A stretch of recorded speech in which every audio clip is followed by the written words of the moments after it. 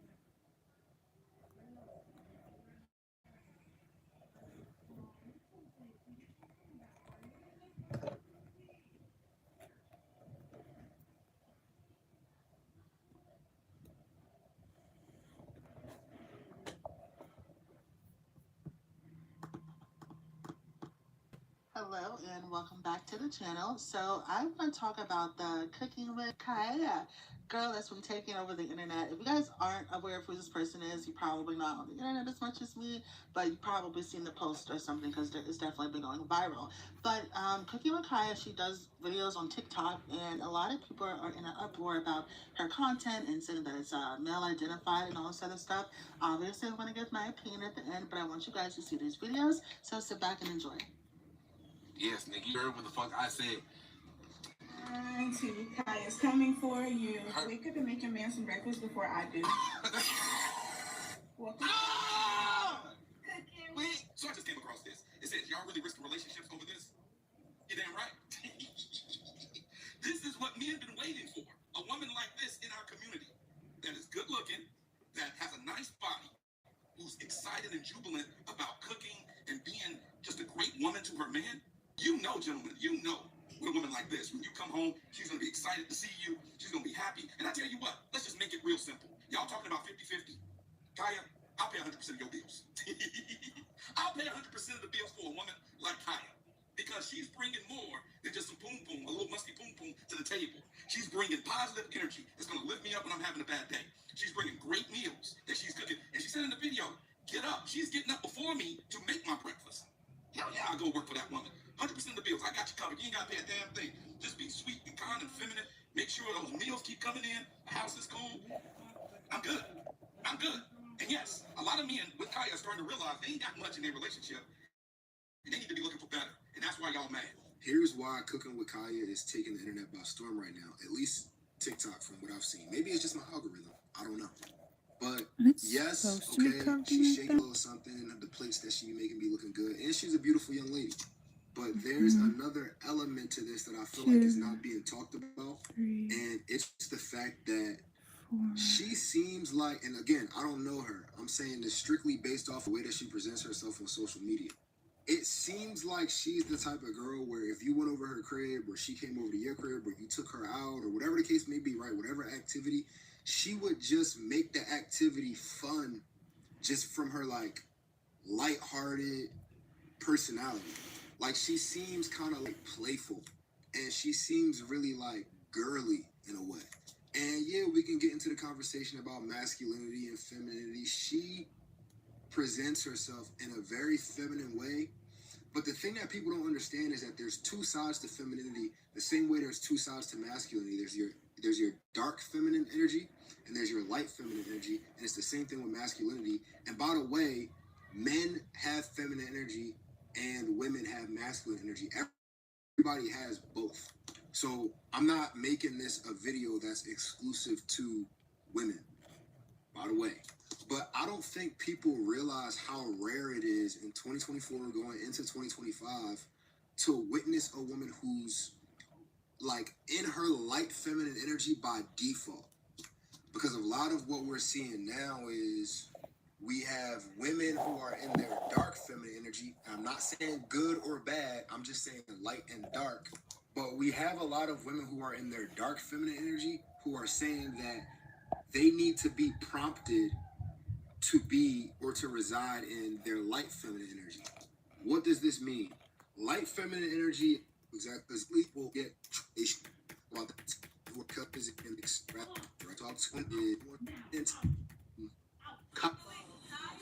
Cooking with Kaya. Like what the hell? Why I'm finna go search for a girl like Cooking with Kaya when Kaya herself is right here? How much is the flight? All expense paid trip. Come cook 4 meals for me. Like what you talking about? Then I see the shawties hating on social media, bro. Talking about we thirsting, bro. Y'all thirst over celebrities that will never do nothing for you. She's actually cooking. Yes, I want some of her meals. You know what I don't see people talking about when they talking about the Cooking with Kaya and the Cooking with Job people? Is like, I don't think y'all understand aesthetics means a lot. Like aesthetic means a lot. And I'm not just talking about the aesthetics or how the person looks. Now, peep game, if y'all was thinking about this, but I was thinking about it. Because I seen the Cooking with Job person and I seen the Cooking with Kaya. Cooking with Job looks unattainable to regular men. Like, no funny shit. That looks unattainable to regular men. Like, even the size of the kitchen looks unattainable unattainable to regular men. But cooking with Kaya looks attainable. Like, not to say that she ain't doing her thing, but that looks like an apartment instead of a house. Like, she looks relatable. She looks like regular guys can talk to her, but she still looks good while cooking at that. And the cooking with Ja just looked like she's supposed to be in somebody's chef, or she's in somebody's house chefing up, cooking for whoever's in the house. Cooking with Kaya looked like she's making a meal for herself and her boyfriend. Like, the aesthetic means a lot. I don't think y'all understand that. I think that's what they get. Women be getting it fucked up because women be saying shit like, "Oh, you should check out Cooking with Ja. Cooking with Ja's real tea." Is because she looks unattainable. So, like, she looks like you can't walk up to her and holler at her like a regular person because of her background, her aesthetic. Like, you know, most guys, when they're watching her video, I'm pretty sure they're thinking, yeah, she look good and all that, but I don't got enough money to be keeping her in a big-ass house. And Cooking with Kaya look like she's somebody down to earth that you can talk to, that is not gonna push the background aesthetic in your face. But maybe I'm reading too far into it. Maybe y'all should tell me what y'all think. Why the fuck y'all trying to make it seem like that? Cooking with Kaya. Cooking with Kaya. Bitch, is that cute? Or she can still everybody nigga like that? Like, she is not, like, I am a girl's girl and she is cute, but y'all making it seem like this bitch is Beyonce. Like, if y'all man go for that, he just easy as fuck. And y'all should have been left his ass. And if you do, bitch, start cooking for your man. Start doing stuff around the house for your man. Like, obviously you not doing something. Obviously you lacking somewhere, because that bitch is not that cute. Don't worry about it, sis. Y'all doing all that about her. I'm gonna make one, and I'm gonna like Cooking with Stephanie. Cooking with Stephanie. And I'm gonna wear the most littlest shorts ever, because that's what she do, and just turn that ass around and get the bending it over. And y'all falling. That's easy. Why are y'all falling that easy? I keep seeing it.